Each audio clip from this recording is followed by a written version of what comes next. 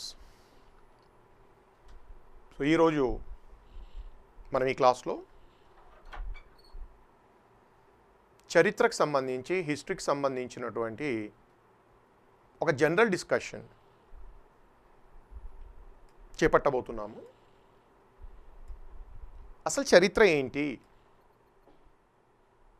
ముందుగా హిస్టరీ చదివే విద్యార్థికి ఆ పదానికి సంబంధించినటువంటి అర్థము, అసలు ఈ డిసిప్లిన్, ఈ సబ్జెక్ట్ దేనికి సంబంధించింది, దేన్ని అధ్యయనం చేస్తుంది, ఈ వివరాలన్నీ విద్యార్థికి తప్పనిసరిగా కావాలి. కాబట్టి ఈ క్లాస్ మొత్తం టోటల్గా మనము చరిత్ర గురించి సాధారణంగా మనం చర్చించి నెక్స్ట్ వీడియోస్లో మనం చరిత్ర డిఫరెంట్ చాప్టర్స్లోకి మనం వెళ్ళడం జరుగుతుంది.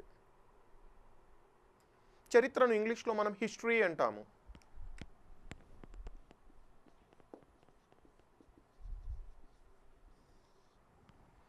అసలు హిస్టరీ అనేటువంటి ఈ ఆంగ్ల పదము ఎలా వచ్చింది, ఎక్కడి నుంచి వచ్చింది, ఎటిమాలజీ ఏంటి?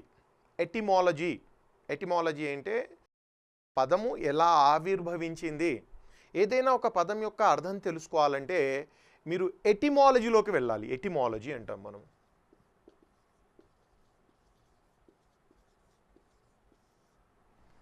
పద ఆవిర్భావానికి సంబంధించినటువంటి శాస్త్రం ఎటిమాలజీ.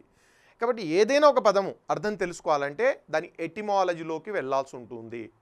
ఇప్పుడు చరిత్ర అనే పదానికి అర్థం ఏంటి? దాని ఎటిమాలజీలోకి వెళ్ళాలి మీరు.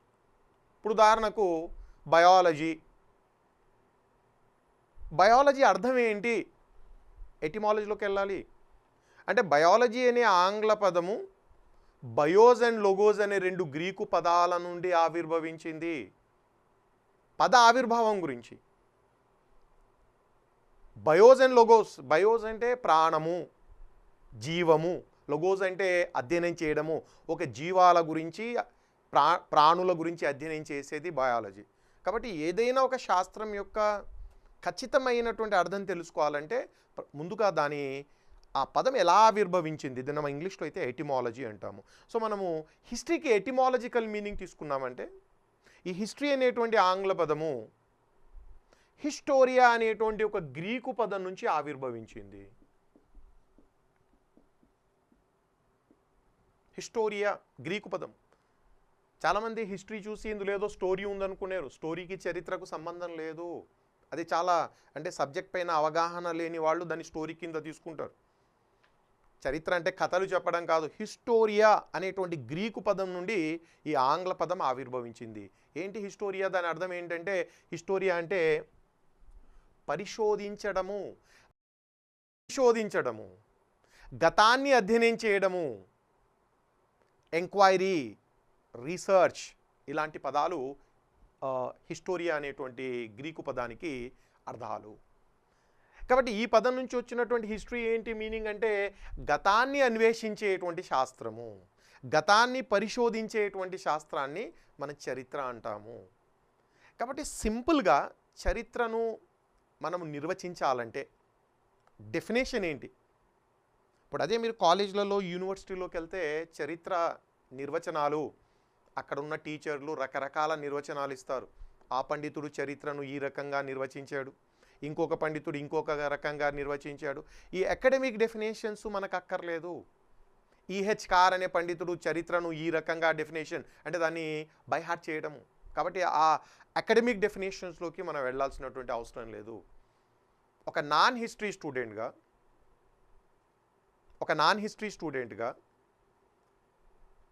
ఒక లేమ్యాన్గా చరిత్ర అంటే ఏంటి? సింప్లెస్ట్ డెఫినేషన్ చెప్పాలంటే గతాన్ని అధ్యయనం చేయడమే చరిత్ర. రిపీట్, గతాన్ని అధ్యయనం చేసేటువంటి శాస్త్రాన్ని చరిత్ర అంటాము.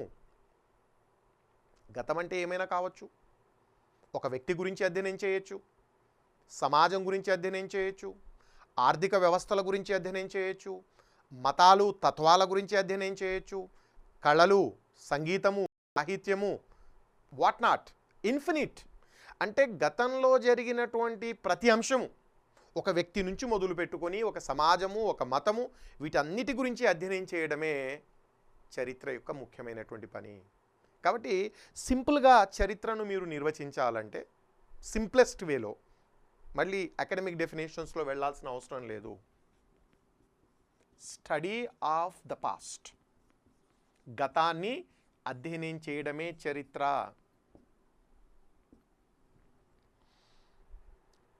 ఇక్కడ నేను కొన్ని ఇంగ్లీష్ పదాలు కూడా, కొన్ని కాదండి, బాగా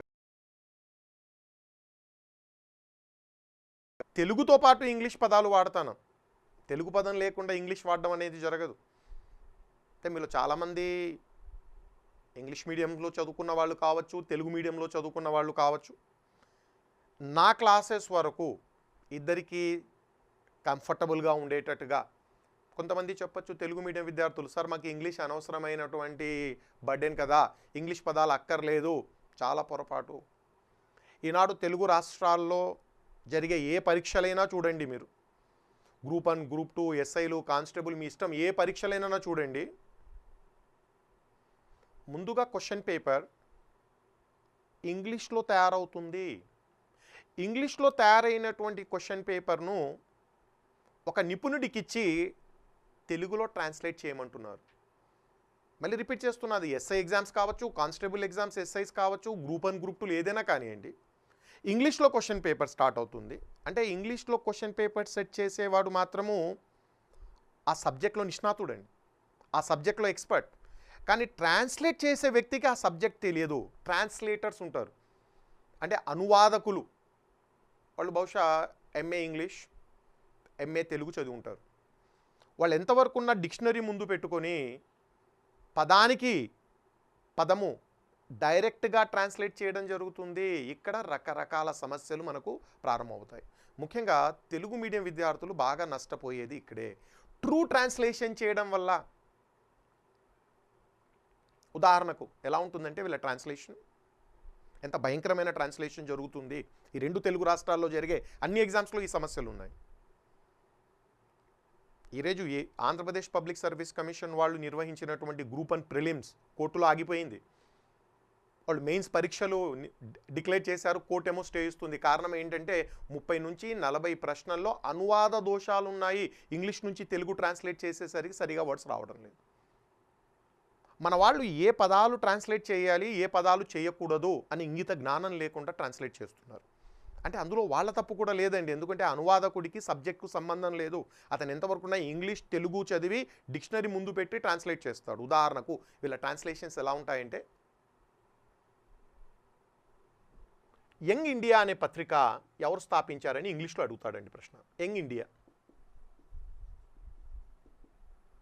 who of the following started a journal called young India. ఇప్పుడు తెలుగులో మనం ట్రాన్స్లేట్ చేయాలంటే ఎట్లా రాస్తామండి? ఇదే పదాన్ని యంగ్ ఇండియా అని మనం తెలుగులో రాస్తాం.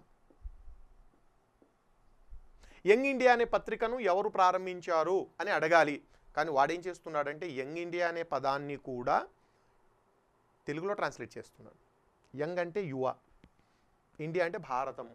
యువ భారతం అనే పత్రిక ఎవరు స్థాపించారు? మీరు, నేను, ఎవరు ఆన్సర్ చేయలేరు, చేతులు ఎత్తేసి రావాలి. ఇంగ్లీష్ మీడియంలో చదివిన వాడేమో చాలా సులభంగా యంగ్ ఇండియా అనే పత్రిక వెళ్ళిపోతాడు. తెలుగు మీడియంలో చదివిన వాళ్ళు యువ భారత పత్రిక ఎక్కడ చదివి ఉంటాం మనం? ఇలాంటివి డజన్ల కొద్దీ దోషాలు బయటపడుతున్నాయి. ఇంగ్లీష్ చాలా ఇంపార్టెంట్ అవుతుందండి, ఇంగ్లీష్ టెర్మినాలజీ చాలా ఇంపార్టెంట్ అవుతుంది. మీరు ఏ మీడియంలోనైనా చదవండి, ముఖ్యంగా తెలుగు మీడియం విద్యార్థులకు ఇంగ్లీష్ పదాలు తెలుసుకోవడం అనేది చాలా అవసరము. ఒకసారి గ్రూప్ 1 మెయిన్స్ ఎగ్జామ్స్లో చైల్డ్ లేబర్ పైన ఎస్సే అడిగాడండి. చైల్డ్ లేబర్ గురించి వ్యాసం రాయమన్నాడు. క్వశ్చన్ డైరెక్ట్గా ఉంది. ప్రతి ఒక్కరికి తెలుసు చైల్డ్ లేబర్ను మనం తెలుగులో ఏమంటామనేటువంటిది అందరికీ తెలుసు. కానీ వాడు బాల కార్మికులు అంటాం, బాల కార్మికుల గురించి ఒక వ్యాసం రాయండి అంటాడు. అలా అడగడండి వాడు ఏం చేస్తాడంటే డిక్షనరీ ముందు పెట్టుకొని చైల్డ్, డిక్షనరీలో బాల అని పెడతాడు. లేబర్ ఇంకో పదము, లేబర్కు మీనింగ్ చూస్తాడు. శ్రమ, ఒక డిక్షనరీలో లేబర్కు శ్రమ. బాలశ్రమ గురించి ఒక వ్యాసం రాయమని అడిగాడు. తల గొక్కుంటూ కూర్చోవాలి, బాలశ్రమ గురించి ఏం వ్యాసం రాస్తారు అంటే అప్పుడు ఇంగ్లీష్లో చూస్తే చైల్డ్ లేబర్ అని మనకు అర్థమవుతుంది. ఒక పాయింట్ ఏంటంటే ఇప్పుడు ముఖ్యంగా ఈ పేర్లను నౌన్స్ అంటాము, ట్రాన్స్లేట్ చేయకూడదు అనే ఒక నియమాన్ని రెండు తెలుగు రాష్ట్రాలకు సంబంధించిన భర్తీ సంస్థలు, అది పబ్లిక్ సర్వీస్ కమిషన్స్ కానివ్వండి, లేకపోతే ఈ పోలీస్ రిక్రూట్మెంట్ ఏజెన్సీస్ కానివ్వండి, ఫాలో కావాలి. Nouns should not be translated. పేర్లను ట్రాన్స్లేట్ చేయకూడదు. లిపి కావాలంటే ఆ లిపిలో రాసుకోవాలి. ఇప్పుడు ఫర్ ఎగ్జాంపుల్ నీ పేరు ఏంటి అని అడిగాను అనుకోండి, నా పేరు రామదాసు, తెలుగులో రాయమన్నామనుకోండి, ఇంగ్లీష్లో రాయమన్నామనుకోండి, his name is Ramadasu, English లిపిని వాడతాము, పేరు ట్రాన్స్లేట్ చేయము. రామదాసు, ఇతని పేరు రామదాసు, ఇంగ్లీష్ లిపి వాడాలి. రామదాసు అనే పేరును మనం ఇంగ్లీష్లో రాయాలంటే రామదాసు, పేరు ట్రాన్స్లేట్ చేయడం లేదు, కాకపోతే ఇంగ్లీష్ లిపిలో రాయాలి. ఇప్పుడు అలా కాకుండా నేను ట్రాన్స్లేట్ చేసి his name is servant of Rama అని ట్రాన్స్లేట్ చేశాను అనుకోండి, ఎంత ఆక్వర్డ్గా ఉంటుందో. యంగ్ ఇండియాను ట్రాన్స్లేట్ చేయడం కూడా అంతే ఆక్వర్డ్గా ఉంటుంది. అన్ఫార్చునేట్లీ ఈ ఆక్వర్డ్ క్వశ్చన్లు ఒకటి కాదు, డజన్ల కొద్దీ వస్తున్నాయి. ఇంకొక సమస్య, ఇక ట్రాన్స్లేట్ చేయకూడదు, ట్రాన్స్లేట్ చేస్తున్నాడు. ఇంకా కొన్ని చోట్ల ట్రాన్స్లేట్ చేయాలి, అనువదించాలి, కానీ అనువదించడం లేదు. ఉదాహరణకు ఒకసారి ఏపీపీఎస్సీ ఎగ్జామ్లో అడిగాడు. ఏపీపీఎస్సీ పరీక్షలకు, పోలీస్ రిక్రూట్మెంట్ పరీక్షలకు క్వశ్చన్లలో పెద్ద తేడా లేదు. ఈ మధ్య చూస్తుంటే ఏపీపీఎస్సీ కంటే పోలీస్ రిక్రూట్మెంట్లో ప్రశ్నల యొక్క స్థాయి ఇంకా ఎక్కువగా ఉంది. ఫైన్. ఏపీపీఎస్సీలో అడిగినటువంటి ఒక ప్రశ్న ఏంటంటే ఇంగ్లీష్లో, ఈ క్రింది గవర్నర్ జనరల్లో డాక్ట్రిన్ ఆఫ్ ల్యాబ్స్ అనే సిద్ధాంతాన్ని రూపొందించిన వాళ్ళు ఎవరు? ఫైన్. చరిత్ర చదివిన వాళ్ళకందరికీ doctrine of labs, which of the following governors general followed A policy called doctrine of labs question. English వాళ్ళు హ్యాపీగా రాసేస్తారు. ఇప్పుడు ఏం చేయాలి, దాన్ని తెలుగులో ట్రాన్స్లేట్ చేయాలి. తెలుగులో ట్రాన్స్లేట్ చేసేటప్పుడు డాక్ట్రిన్ ఆఫ్ ల్యాబ్స్కు తెలుగులో ఒక పదం ఉంది, ఆ పదం ఏంటో ఆ ట్రాన్స్లేటర్కి తెలియదు. ఎందుకంటే అతను హిస్టరీ చదవలేదు, అతను MA Telugu, MA English, dictionary పెట్టి ట్రాన్స్లేట్ చేయాలి. ల్యాబ్స్ అనే పదానికి వాడికి డిక్షనరీలో మీనింగ్ దొరకలేదు. అప్పుడు ఏం చేస్తాడంటే వాడు డాక్ట్రిన్ ఆఫ్ ల్యాబ్స్ అనే సిద్ధాంతాన్ని రూపొందించిన వాడెవరు? మీరు తెలుగులో ఇంకొక పదం చదువుకొని వెళ్ళింటారు, ఆ డాక్ట్రిన్ ఆఫ్ ల్యాబ్స్ ఏంటో తెలుగు మీడియం స్టూడెంట్స్కు తెలియదు. అదే మీరు తెలుగు మీడియంలో డాక్ట్రిన్ ఆఫ్ ల్యాబ్స్ చదివారనుకోండి, తెలుగు మీడియం విద్యార్థులకు అది రాజ్య సంక్రమణ సిద్ధాంతము అనే పదాన్ని చదువుకుంటారు. రాజ్య సంక్రమణ సిద్ధాంతము, కానీ మీకు ఎగ్జాంపుల్లో రాజ్య సంక్రమణ సిద్ధాంతం అనే పేరు ఎక్కడా కనిపించదు. డాక్ట్రిన్ ఆఫ్ ల్యాబ్స్, తెలుగులో వాడు డాక్ట్రిన్ ఆఫ్ ల్యాబ్స్ అంటున్నాడు, ఇంగ్లీష్లో డాక్ట్రిన్ ఆఫ్ ల్యాబ్స్ అంటాడు. ఓన్లీ లిపి మార్చాడు, అక్కడ తెలుగు లిపి, ఇక్కడ ఇంగ్లీష్ లిపి వాడాడు. అయిపోయింది, పని అయిపోయింది. అంటే మీకు తెలిసినా కూడా మీరు ఆన్సర్ చేయలేరు. ఇది ఇంకొక రకమైనటువంటిది. ఇక్కడ ట్రాన్స్లేట్ చేయకూడదు, ట్రాన్స్లేట్ చేస్తున్నాడు. ఇక్కడ ట్రాన్స్లేట్ చేయాలి, వాడికి పదం దొరక్క అనువదించకుండా యాజ్ ఇట్ ఈస్గా తెలుగులో ఇచ్చేస్తున్నాడు. ఇప్పుడు వచ్చే ముందు మీ రిక్రూట్మెంట్, ఎస్ఐ రిక్రూట్మెంట్ ఒక క్వశ్చన్ చూసి వచ్చాను. శివాజీ తన అంకుల్ నుండి ఈ క్రింది ప్రాంతాన్ని జయించాడని మీ పోలీస్ రిక్రూట్మెంట్లో, అంటే ఈ పోలీస్ రిక్రూట్మెంట్ ఎగ్జామ్లో ఒకటి అడిగారండి. పోలీస్ రిక్రూట్మెంట్లో తెలుగులో కూడా అంకుల్ అని ఇలా రాశాడండి, అంకుల్. అది ట్రాన్స్లేషన్. ఎందుకు ఇక్కడ అంకుల్ రాశాడంటే, ఈ అంకుల్ అనే పదాన్ని తెలుగులో మనం ట్రాన్స్లేట్ చేసేటప్పుడు చాలా జాగ్రత్తగా ఉంటుంది. చిన్నాన్న, మేనమామ, రకరకాల పదాలకు అంకుల్ అని వస్తుంది. మీరు చిన్నాన్నకు మేనమామ, మేనమామకు చిన్నాన్న పెట్టారు అనుకోండి, అవుట్. అందుకని వాడు ఎందుకు ఈ పంచాయతీ అని తెలుగులోనే శివాజీ తన అంకుల్ నుండి ఎబ్బెట్టుగా ఉంటుంది. బట్ ట్రాన్స్లేషన్స్ ఇలా ఉన్నాయి. ఇంకా భయంకరమైనటువంటిది ఇంకొక ఎగ్జాంపుల్, ట్రాన్స్లేషన్స్లో ఉన్న సమస్యలు. అంటే ఇదంతా ఎందుకు చెప్తున్నానంటే, తెలుగు మీడియం స్టూడెంట్స్ ఇంగ్లీష్ పదాలు ఎందుకు తెలుసుకోవాలి అనే దానికి ఎక్స్ప్లెనేషన్ అంతా కూడా. 1930లో గాంధీజీ ఒక స్వాతంత్ర పోరాటంలో భాగంగా ఒక మహా ప్రజా ఉద్యమాన్ని ప్రారంభించారు. దాన్ని ఇంగ్లీష్లో సివిల్ డిజొబీడియన్స్ మూవ్మెంట్ అంటాం, ఇంగ్లీష్ చదివిన వాళ్ళు. ఫైన్. గాంధీజీ 1930లో సివిల్ డిజొబీడియన్స్ అనేటువంటి ఒక ప్రజా ఉద్యమాన్ని చేపట్టారు. తెలుగులో అడగాలి ఇప్పుడు ఆ క్వశ్చన్ను ఇప్పుడు సివిల్ డిజొబీడియన్స్ డిక్షనరీ పెట్టుకుంటాడు ముందు. సివిల్ అనే పదానికి డిక్షనరీ పౌర. డిజోబీడియన్స్ అనే పదానికి అవిధేయత. గాంధీజీ పౌర అవిధేయత ఉద్యమము ఏ సంవత్సరంలో చేపట్టారు? బిట్టండి. ఈ పౌర అవిధేయత అనే పదము మీరు నేను ఎప్పుడు వినలేదు, కనలేదు. అవుట్ సింపుల్గా. వాడు ఇంగ్లీష్ మీడియం వాడేమో సివిల్ డిజోబీడియన్స్ అంటే ఈజీగా ఒక మార్క్ తీసుకుని వెళ్ళిపోతాడు. తెలుగు మీడియం వచ్చేసరికి ఈ పౌర అవిధేయత అంటే ఎవరికి తెలియదు, సైలెంట్. యాక్చువల్గా ఈ పదానికి చరిత్రకారులు వాడిన పదం ఏంటంటే శాసన ఉల్లంఘన ఉద్యమము.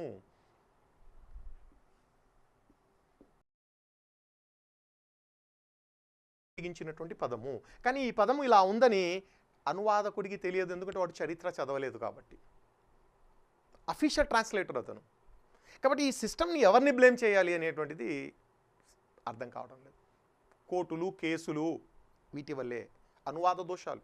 అంటే ఇది ఈ యొక్క తెలుగుకే కాదండి, అన్నిటికీ ఇబ్బంది ఇలాగుంటుంది. ఈ ఇబ్బందులు ప్రతి ఎగ్జామ్కి ఉంటాయి. కాబట్టి దీనికి ఏకైక పరిష్కార మార్గం ఏంటంటే మనం ఇంగ్లీష్ పదాలు క్షుణ్ణంగా తెలుసుకొని ఉండాలి. తెలుగులో క్వశ్చన్ అర్థం కాకపోతే, ఎప్పుడైతే క్లారిటీ లేదో, పౌర అవిధేయత ఉద్యమం గురించి అన్నాడు. పౌర అవిధేయత ఉద్యమము ఎక్కడ చదవలేదే, వెంటనే ఇంగ్లీష్లోకి వెళ్ళిపోవాలి. అట్లీస్ట్ మనకి ఎక్కడైతే క్వశ్చన్ తెలుగులో అర్థం కాదో ఇంగ్లీష్లో వెళ్ళాలి. సివిల్ డిజోబీడియన్స్, అప్పుడు ఓహో సివిల్ డిజోబీడియన్స్లో వీడి తెలివి ఉపయోగించాడు. బట్ తప్పనిసరిగా తెలుగు మీడియం విద్యార్థులు కూడా ఇంగ్లీష్ పదాలు మీరు తెలుగు మీడియంలో చదవండి, నా లెక్చర్స్ కూడా తెలుగులోనే ఉంటాయి. కానీ టెక్నికల్గా అన్ని పదాలు నేను తెలుగులో ఇస్తాను, ఇంగ్లీష్లో కూడా ఇస్తాను. ఇప్పుడు ఈ డాక్ట్రిన్ ఆఫ్ ల్యాబ్స్ అనే పదాన్ని నేను డిస్కస్ చేసేటప్పుడు డాక్ట్రిన్ ఆఫ్ ల్యాబ్స్ అని ఇంగ్లీష్లో చెబుతూ దీన్ని తెలుగులో మన రాజ్య సంక్రమణ సిద్ధాంతము అంటే రాజ్య సంక్రమణ సిద్ధాంతం అనే పదం ఇవ్వబడుతుంది. డాక్ట్రిన్ ఆఫ్ ల్యాబ్స్ అనే పదం కూడా. ముఖ్యంగా చాలామంది ఇంగ్లీష్ మీడియం చదివే వాళ్లకు ఇది ఇంకా కంఫర్టబుల్గా ఉంటుంది, పెద్దగా ఇబ్బంది ఉండదు.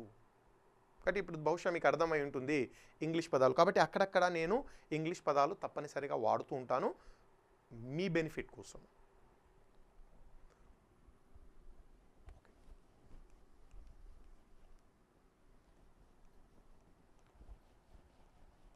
రైట్.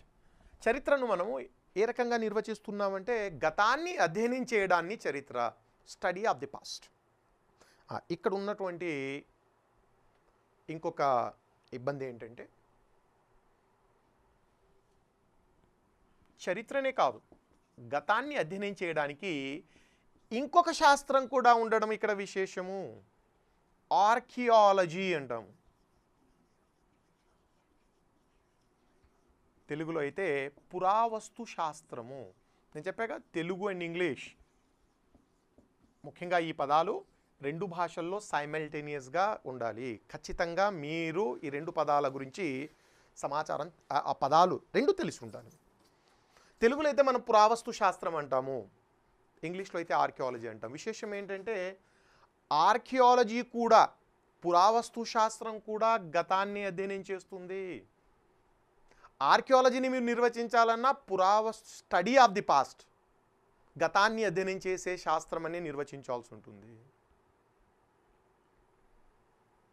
అంటే ఒకే అంశాన్ని రెండు వేరు సబ్జెక్టులు అధ్యయనం చేస్తున్నాయి.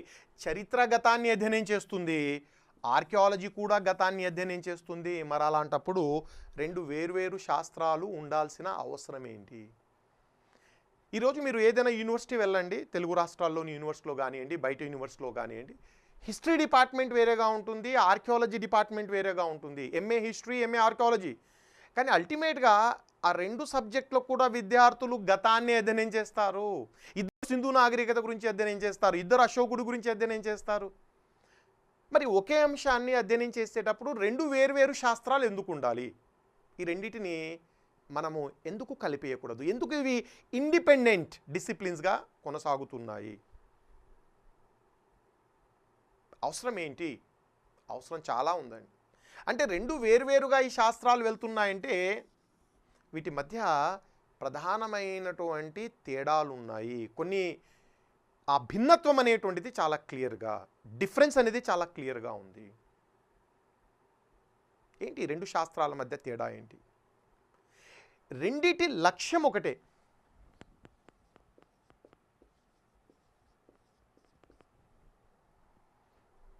ఈ రెండు శాస్త్రాల లక్ష్యం ఏంటి? గతాన్ని అధ్యయనం చేయాలి. లక్ష్యము. మరి తేడా ఎక్కడంటే ఆ లక్ష్యాన్ని చేరుకోవడానికి అవలంబించే మార్గాలు వేరువేరుగా ఉన్నాయి. లక్ష్య సాధన మార్గాలు ఇక్కడ వేరువేరుగా ఉన్నాయి. ఇద్దరి లక్ష్యం ఒకటే అయినప్పటికీ ఆ లక్ష్యాన్ని సాధించే మార్గాలు వేరుగా ఉన్నాయి.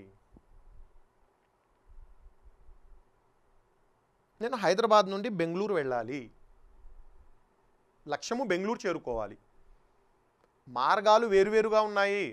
రైల్లో వెళ్ళచ్చు, రైలు మార్గం ఉంది, రోడ్డు మార్గం ఉంది, వాయు మార్గం కూడా, ప్లేన్లో కూడా నేను వెళ్ళచ్చు. అంటే డిఫరెంట్ మీన్స్, డిఫరెంట్ పాత్స్ ఉన్నాయి, బట్ లక్ష్యం ఒకటే. అలాగే చరిత్ర, పురావస్తు శాస్త్రము రెండు గతాన్ని అధ్యయనం చేసే శాస్త్రాలు అయినప్పటికీ వాళ్ళు అవలంబించే మార్గాలు వేరువేరుగా ఉన్నాయి. మనం వేరువేరు శాస్త్రాలుగా కొనసాగిస్తున్నాం. ఏంటి ఆ మార్గాలు? చరిత్ర ఎటువంటి మార్గాలను అవలంబిస్తుంది? పురావస్తు శాస్త్రము గతాన్ని ఎలా అధ్యయనం చేస్తుంది? చరిత్ర విషయానికి వస్తే వీళ్ళు గతాన్ని సాహిత్యం ద్వారా అధ్యయనం చేస్తారు. సాహిత్యము, లిటరేచర్, గ్రంథాలు. ఒక కాలంలో ఒక కాలాన్ని, ఒక ప్రాచీన కాలాన్ని అధ్యయనం చేయాలి.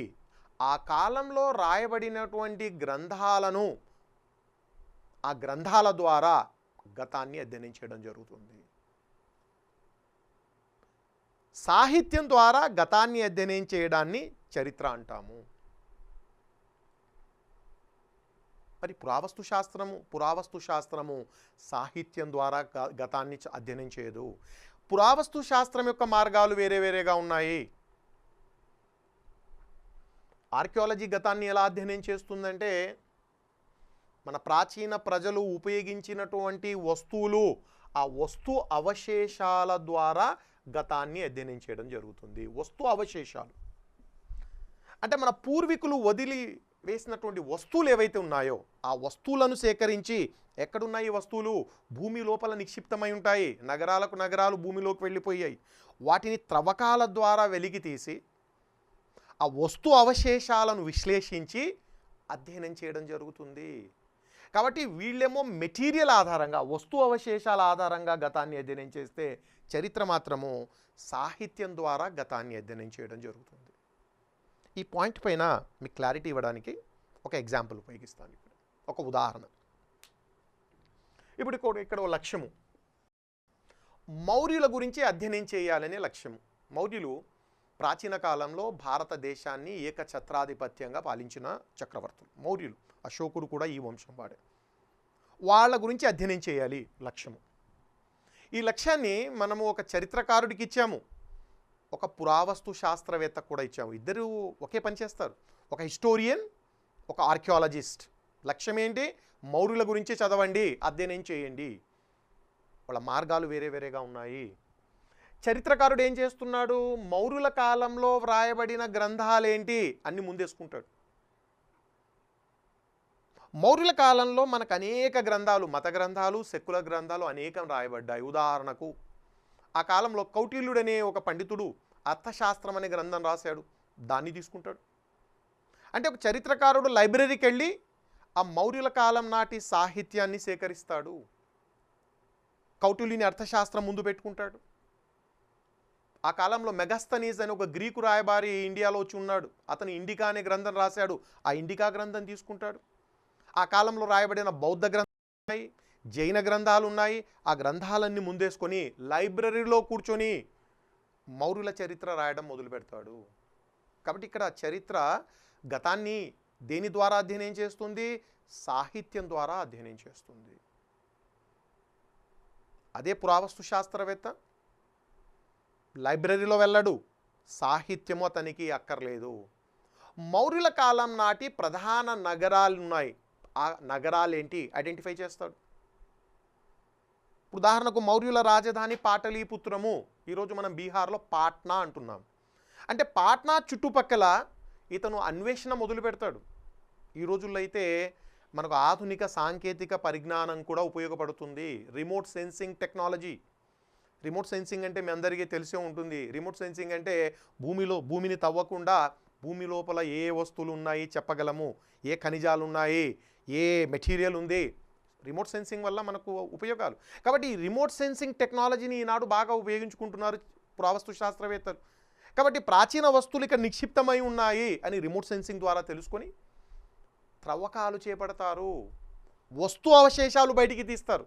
ఆనాటి కుండలు, ఆనాటి నాణాలు, ఆ కాలంలో ఉపయోగించినటువంటి వస్తువులు ఏదైనా కానివ్వండి, వంట పాత్రలు, ఆయుధాలు, పరికరాలు, ఇవన్నీ వెలికి తీసి వాటిని జాగ్రత్తగా విశ్లేషించి మౌర్యుల గురించి అధ్యయనం చేస్తారు. కాబట్టి ఇద్దరు మౌర్యుల గురించి అధ్యయనం చేస్తున్నారు. బట్ వాళ్ళ పద్ధతులు వేరేగా ఉన్నాయి, వాళ్ళ ఆధారాలు వేరే వేరేగా ఉన్నాయి. చరిత్రకారుడేమో సాహిత్యం ద్వారా గ్రంథాలయంలో కూర్చొని చరిత్ర నిర్మిస్తాడు. అందుకనే చరిత్రకారుడికి లైబ్రరీ, ల్యాబొరేటరీ అంటాము. ఒక శాస్త్రవేత్త తన సిద్ధాంతాలను ఎలా డెవలప్ చేస్తాడండి? ల్యాబొరేటరీలో, పరిశోధనశాలల్లో కూర్చొని ఎక్స్పెరిమెంట్ చేస్తాడు. ల్యాబొరేటరీ. చరిత్రకారుడికి ల్యాబొరేటరీ అంటే లైబ్రరీలో కూర్చొనే మొత్తం తన గతాన్నంతా రాస్తాడు. పురావస్తు శాస్త్రవేత్త మొత్తం ఫీల్డ్ వర్క్ అతను. త్రవ్వకాలు, వస్తు అవశేషాలు బయటికి తీయడము దాని ద్వారా. కాబట్టి వీళ్ళ పద్ధతులు వేరువేరుగా ఉన్నాయి. కాబట్టి ఈ రెండు శాస్త్రాలను వేరువేరుగా మనం కొనసాగించాల్సినటువంటి పరిస్థితి ఉంది. కాబట్టి ఇప్పుడు చరిత్రను నిర్వచించడము, స్టడీ ఆఫ్ ది పాస్ట్, ఈ రెండు శాస్త్రాలకు మనం ఇచ్చే నిర్వచనం. కాబట్టి ఈ రెండు శాస్త్రాలను కొంత తేడా చూపించాల్సిన అవసరం ఉంది. కాబట్టి మనం కొంత స్లైట్గా నిర్వచనాలను కొంత స్లైట్గా మార్చాల్సిన అవసరం ఉంటుంది. ఇప్పుడు చరిత్రను ఫుల్ ఫ్లెడ్జ్డ్గా, సంపూర్ణంగా ఎలా నిర్వచించవచ్చు అంటే, study of the past through records. సంపూర్ణమైన డెఫినేషన్ ఇది. చాలా క్లారిటీగా మనం ఇచ్చేటువంటి డెఫినేషన్. రికార్డ్స్ అంటే సాహిత్యము, లేదా మీరు తెలుగులో రాయాలి. ఈ వీడియోస్ చూసే వాళ్లకు నా అడ్వైజ్ ఏంటంటే, ఏదో అలా వెళ్తూ టైంపాస్ కోసం అలా వెళ్తూ వీడియో చూడకుండా క్లాస్లో వింటున్నట్టుగా, నేను క్లాస్లో ఉన్నాను, టీచర్ ముందు నుంచి టీచ్ చేస్తున్నారు అనే ఫీలింగ్తో మీరు కూర్చోండి. పెన్ను తీసుకోండి, నోట్స్ తీసుకోండి. నేను బోర్డు మీద రాస్తున్న అంశాలు మీరు నోట్స్ రాసి మీరు రన్నింగ్ నోట్స్ను తయారు చేసుకోండి. ఒక్కసారి గనక మీరు రన్నింగ్ నోట్స్ గనక తయారు చేసుకోగలిగితే, మీరు 20 సార్లు వీడియోలు చూసి 30 సార్లు పుస్తకాలు చదవడంతో సమానము. వీడియోస్ మన దగ్గర ఉన్నాయి కదా, పదే పదే చూడొచ్చు. నో, మీరు సిన్సియర్గా క్లాస్లో నా ముందే టీచర్ ఉండి నాకు పాఠాలు చెప్తున్నాడనేటువంటి ఫీలింగ్తో కూర్చోండి. ఆ సిన్సియారిటీ వల్ల వచ్చే లాభాలు డిఫరెంట్గా ఉంటాయి. కాబట్టి నేను కోరుతుంది ఏంటంటే, అలా మీరు బయటికి వెళ్తూ, బస్సులో ప్రయాణిస్తూ, లేకుంటే ఇంకొక పని చేస్తూ దయచేసి వీడియోలు కాదు, క్లాస్లో కూర్చున్న ఫీలింగ్తో పెన్ను పేపర్ తీసుకొని పాయింట్స్ రాసుకుంటూ మీరు వీడియోలు చూడండి. This is my sincere request. కాబట్టి మీరు క్లాస్లో ఉన్నటువంటి ఫీలింగ్ను క్రియేట్ చేసుకోగలగాలి, ఆషామాషిగా తీసుకోవద్దండి. కాబట్టి చరిత్ర అంటే ఏంటి? Definition, study of the past through records. తెలుగులో చెప్పాలంటే సాహిత్యం ద్వారా గతాన్ని అధ్యయనం చేయడమే చరిత్ర. సాహిత్యం ద్వారా, రికార్డ్స్.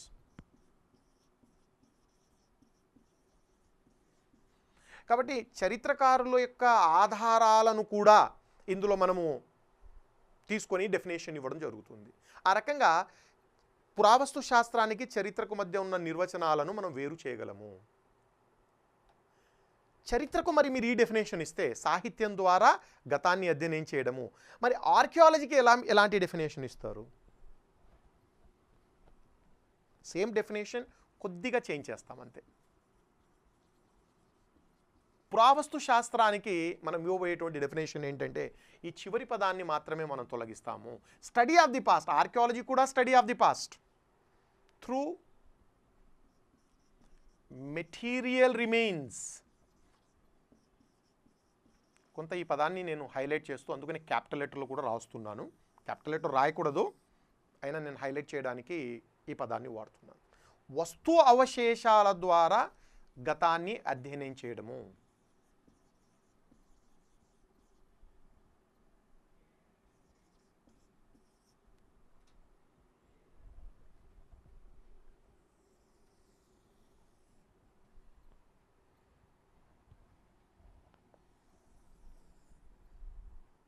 సో వస్తు అవశేషాల ద్వారా గతాన్ని అధ్యయనం చేయడం అంటే మీరు త్రవ్వకాల్లో కానీ ఇతరత్ర వస్తువులను తీసుకొని గతాన్ని అధ్యయనం చేయడము ఆర్కియాలజీ చేస్తుంది. సో ఇది డెఫినేషన్. అంటే ఇంతవరకు నేను చెప్పినటువంటి క్లాస్ ఏంటంటే చరిత్ర ఏంటి, పురావస్తు శాస్త్రం అంటే ఏంటి. అన్ఫార్చునేట్లీ ఈనాటి మన కాలేజీలలో యూనివర్సిటీల్లో చదువులు ఎలా తయారయ్యాయంటే, నేను మా యూనివర్సిటీ నుంచి ఎంఏ గోల్డ్ మెడలిస్ట్, కాంపిటేటివ్ ఎగ్జామ్స్లో హిస్టరీ చదవడానికి వచ్చాను. మా గురువు గారు ఇక్కడ గోపాల్ రెడ్డి, ఒక లెజెండరీ హిస్టరీ టీచర్. ఒకప్పుడు ఆ రోజుల్లో ప్రతి ఐఏఎస్ అధికారి, ఐపీఎస్ అధికారి ఆయన శిష్యులే. అలాంటి రెప్యుటేషన్ 90స్లో ఆయన అడిగిన ప్రశ్న క్లాస్లో, చరిత్రకు పురావస్తు శాస్త్రానికి తేడా ఏంటి అని అడిగారు. అప్పటికి నేను గోల్డ్ మెడలిస్ట్ అండి ఎంఏలో. బహుశా ఈ వీడియో చూస్తున్న చాలామందికి హిస్టరీ బ్యాక్గ్రౌండ్ ఉండదు. క్లారిటీ నాకు కూడా లేకపోయింది. ఏదో చెప్పాను కానీ క్లారిటీ ఇవ్వలేకపోయాను. సో యూనివర్సిటీ కాలేజ్లో ఉన్నటువంటి చదువులు ఈ రకంగా ఉంటాయి. ఎప్పుడైతే కాన్సెప్ట్ లేకుండా రాజులు, యుద్ధాలు, చరిత్ర అనుకుంటే చాలా పొరపాటు. మీరు గనక బిట్స్ పైన ఆధారపడి, లేకపోతే కంటెంట్ ఓన్లీ ఫ్యాక్ట్స్ పైన ఆధారపడి పుస్తకాలు చదవడం మొదలు పెడితే మీ తల వాచిపోతుంది. సబ్జెక్ట్ను అర్థం చేసుకోండి. కష్టపడి కాదు, ఇష్టపడి చదవాలి. మీరు సబ్జెక్ట్ను ఇష్టపడి చదవాలంటే సబ్జెక్ట్ పైన అవగాహన రావాలి. అవగాహన రావాలంటే కన్సెప్చువల్ క్లారిటీ ఉండాలి. నేను మీకు చరిత్రను దాదాపుగా 100 వీడియోలు కూడా కావచ్చు అనుకుంటాను. 100కు పైగా వీడియోల్లో మీకు చరిత్రను నేను వివరిస్తాను. అందులో సగము మీకు సబ్జెక్ట్ పైన అవగాహన కల్పించడము, కాన్సెప్ట్ను క్లారిటీ ఇవ్వడము. బిట్లన్నీ వచ్చేస్తాయండి. నేను కొన్ని బిట్లు ఇస్తాను, మీరు పుస్తకాలు చదువుతారు, కొన్ని బిట్లు గ్యాదర్ చేయడం అనేది ఇక్కడ పాయింట్ కాదు. సబ్జెక్ట్ను అర్థం చేసుకోగలగాలి. కాబట్టి నేను ఎంఏ గోల్డ్ మెడలిస్ట్ అయినా మా టీచర్ అడిగిన ప్రశ్న నాకు ఇప్పటికి గుర్తుంది. చరిత్ర, పురావస్తు శాస్త్రానికి తేడా ఏంటి, ఏదేదో చెప్పే ప్రయత్నం చేశాను, క్లారిటీ లేదు. దాదాపుగా ఒక 100 వీడియోల్లో నేను మీకు చరిత్రను నేను ఎక్స్ప్లెయిన్ చేయబోతున్నాను. ఈ 100 వీడియోల తర్వాత మీరు ఏ యూనివర్సిటీలో, నేను చెప్పాను వీడియోలను అలా ఆషామాషిగా టైంపాస్ కోసం చదవకుండా మీరు క్లాస్లో ఉన్నారు అనే ఫీలింగ్తో పెన్ను, బుక్ పక్కన పెట్టుకొని చదవాలి. పాయింట్స్ నోట్ చేసుకోండి. మీరు అలా చేస్తే మీరు కనుక ఈ 100 వీడియోలను కనుక ఖచ్చితంగా ఫాలో కాగలిగితే ఆఫ్లైన్కు ఆన్లైన్కు తేడా ఉండదు. ఒకటి, ఈ 100 వీడియోల పైన మీకు అవగాహన ఏర్పడిన తర్వాత మీ టౌన్లో ఏదైనా ఒక యూనివర్సిటీ వెళ్ళి అక్కడ ఎంఏ హిస్టరీ చదువుతున్న విద్యార్థితో కూర్చొని మాట్లాడండి. అతనికంటే 10 రెట్ల నాలెడ్జ్ మీకు ఎక్కువగా ఉంటుంది. ఇది నా తరఫు నుంచి నేను గ్యారంటీ ఇస్తున్నాను. ఎంఏ హిస్టరీ చదివిన విద్యార్థి కంటే 10-20 రెట్ల నాలెడ్జ్ మీకు ఎక్కువగా ఉంటుంది. బట్ నేను చెప్పే కండిషన్స్లో మీరు వెళ్ళాలి. కాబట్టి ఇది మీరు ఆఫ్లైన్ క్లాస్ లాగా, క్లాస్లో ఎంత శ్రద్ధగా పేపర్ పెన్ను తీసుకొని టీచర్ను చూస్తూ ఫాలో అవుతున్నారో ఆ సిన్సియరిటీ, ఆ సీరియస్నెస్లో చదవాలి. అంతేకాని కొన్ని బిట్లు చదువుకుంటూ వెళ్ళి ఆ రాజు యుద్ధం ఏంటి, ఈ రాజు యుద్ధం ఏంటి, అతని పేరేంటి, ఇతని పేరేంటి, ఇవన్నీ ప్రాసెస్లో వచ్చేస్తాయి. అలా చదివిన వాళ్లకు సర్వీసెస్ వచ్చినటువంటి దాఖలాలు కూడా ఉండవు. కాబట్టి సబ్జెక్ట్ను ఇష్టపడాలి. ముందుగా కష్టపడకూడదు, ఇష్టపడాలి. సబ్జెక్ట్ పైన అవగాహన పెంచుకోవాలి. ఇక ఈ బిట్లు ఇవన్నీ మీ వెంట పరిగెత్తుకుంటూ వస్తాయి. సో నా ఫోకస్ అంతా కూడా సబ్జెక్ట్తో మీకు క్లారిటీ ఇవ్వడం అంటూ జరుగుతుంది. నేను సివిల్ సర్వీసెస్ వాళ్ళకు టీచ్ చేస్తున్నాను, గ్రూప్ 1, గ్రూప్ 2 వాళ్ళకు టీచ్ చేస్తున్నాను, sub inspector and police constable వాళ్ళకు కూడా టీచ్ చేస్తున్నాను. ఆ పరీక్షలకు కావాల్సినటువంటి విషయాలను తెలియజేసి సబ్జెక్ట్ పైన సంపూర్ణ అవగాహన కల్పించేటువంటి ప్రయత్నం చేయడము, ఆ ప్రయత్నంలో విజయం కూడా సాధించడం జరుగుతుంది. ఎప్పుడైతే మీరు కాన్సెప్ట్తో చరిత్ర అధ్యయనం చేస్తారో మీరు చరిత్రను అత్యంత ఇష్టమైన సబ్జెక్ట్గా మార్చుకోక తప్పదు. చాలామంది ఇది బోరింగు, కంటెంటు, అసలు ఈ డేట్లు ఎవరు గుర్తుపెట్టుకోవాలి, ఎలా, చాలా రకరకాలైనటువంటి ప్రశ్నలతో వస్తుంటారు. అలాంటి ఏమి ఉండదు. నేను చెప్పిన పద్ధతిలో మీరు చదవండి. ఈ 100 వీడియోల్లో మీరు చరిత్రలో మాస్టరీ సంపాదిస్తారు.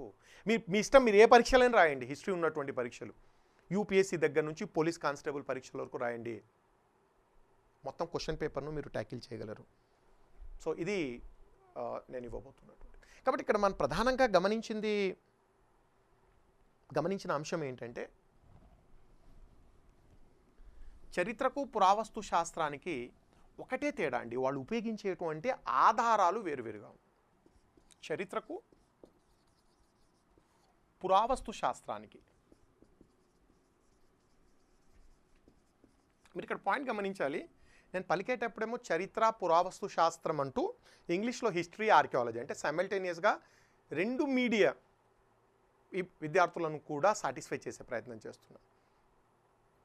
చరిత్ర రాసుకోవడం అందరికీ తెలుసండి, పురావస్తు శాస్త్రం ఆర్కియాలజీ అంటే కొంత స్పెల్లింగ్ ప్రాబ్లం వస్తుంది. అందుకనే నేను తెలుగు కాకుండా పలకడమేమో తెలుగులో పలుకుతున్నాను, రాయడమేమో ఇంగ్లీష్లో రాస్తున్నాను. సో చరిత్రకు పురావస్తు శాస్త్రానికి ప్రధానంగా మనం చూసింది ఏంటంటే, తేడా ఏంటంటే సోర్సెస్ వేరేగా ఉన్నాయి.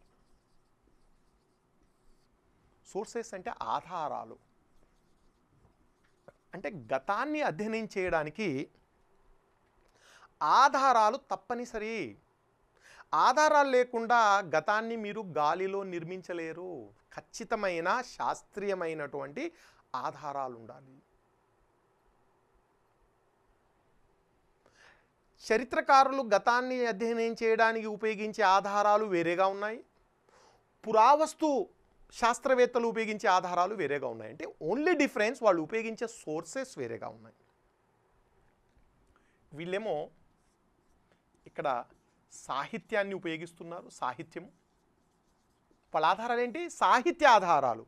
ఇక్కడేంటి? వస్తు అవశేషాలు. ఇక్కడ కొంత డీటెయిల్గా ఈ ఆధారాల గురించి చర్చించాల్సి ఉంటుంది. పురావస్తు ఆధారాలు ఏంటి? ఆర్కియాలజికల్ సోర్సెస్ ఏంటి? గతాన్ని అధ్యయనం చేయడానికి ఎటువంటి వస్తువులను పురావస్తు శాస్త్రవేత్తలు ఉపయోగిస్తున్నారు? ఈ ఆర్కియాలజీలో మనకు వచ్చేటువంటి ఆధారాల్లో ఒకటి శాసనాలు,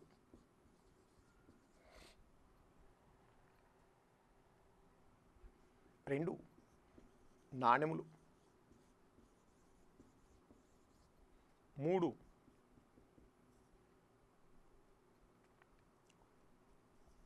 శిల్పాలు మరియు కట్టడాలు,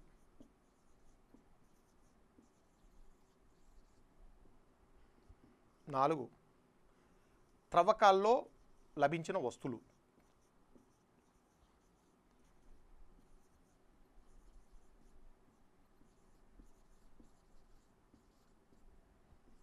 సో పురావస్తు శాస్త్రవేత్తలు చేపట్టిన త్రవ్వకాల్లో బయలుపడే వస్తువులు.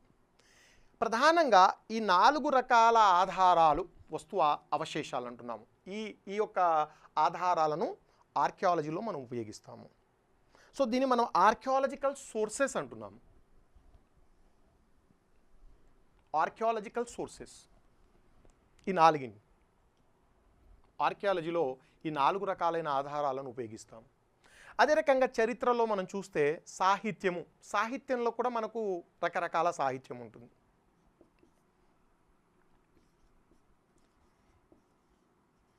స్వదేశీ సాహిత్యంలో మనకు మత గ్రంథాలు వస్తాయి, లౌకిక గ్రంథాలు. స్వదేశీ సాహిత్యం అంటే చెప్పాల్సిన అవసరం లేదు, భారతదేశంలో భారతీయులు రాసినటువంటి గ్రంథాలు. అందులో మనకు మత గ్రంథాలు ఉన్నాయి, లౌకిక గ్రంథాలు ఉన్నాయి. రెండోది విదేశీ గ్రంథాలు. భారతదేశానికి చాలామంది విదేశీయులు రావడం జరిగింది. ఈ విదేశీయులు బ్రహ్మాండమైనటువంటి గ్రంథాలు రాసి మనకి ఇచ్చి వెళ్ళారు, విదేశీ గ్రంథాలు. సో ఇక్కడ మనం స్వదేశీ గ్రంథాలు, విదేశీ గ్రంథాలు గతాన్ని అధ్యయనం చేయడానికి ఉపయోగిస్తాము. కాబట్టి చరిత్రకారులేమో ఈ రకమైన ఆధారాలను ఉపయోగిస్తే, పురావస్తు శాస్త్రవేత్తలేమో ఈ ఆధారాలను ఉపయోగిస్తారు. ఇక్కడ వీటిని మనం కొంత డీటెయిల్గా చర్చించాల్సి ఉంటుంది. ఆర్కియాలజికల్ సోర్సెస్ ఏంటి, శాసనాలు, నాణాలు, శిల్పాలు, త్రవ్వకాలు, కొంత వివరంగా నేను వెళ్ళడం డీటెయిల్గా వెళ్తాను. అదే రకంగా హిస్టరీలో స్వదేశీ, విదేశీ ఇవన్నీ మనం చూడడం జరుగుతుంది.